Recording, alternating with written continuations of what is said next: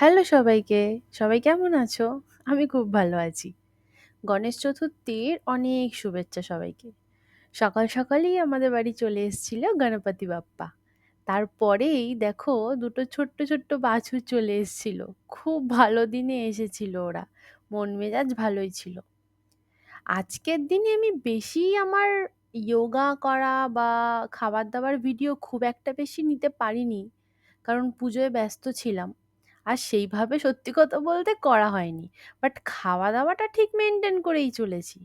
যতই পুজো আসুক যাই আসুক, আমি যখন শপথ নিয়েছি যে আমি মেনটেন করব, তো করেছি। দেখো, মালপোয়া ভেজেছি তবুও একটা দাঁতে কামড়ায়নি, শুধুমাত্র বর যেহেতু খেতে একটু চেয়েছিল, তাই অল্প করে তালের মালপোয়া বানিয়েছিলাম। তবে তোমরা আমার ভিডিওতে খুব একটা কমেন্ট দেখছি করছো না। ভালো লাগছে না নাকি? কমেন্ট করে জানিও।